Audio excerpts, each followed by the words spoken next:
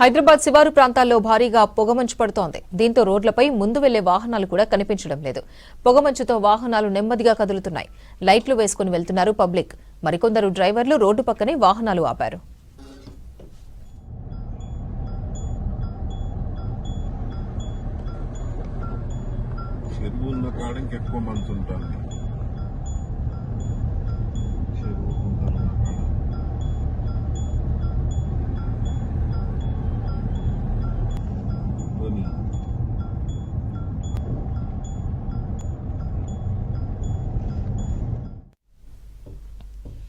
హైదరాబాద్ శివారు ప్రాంతాల్లో భారీగా పొగమంచు పడుతోంది.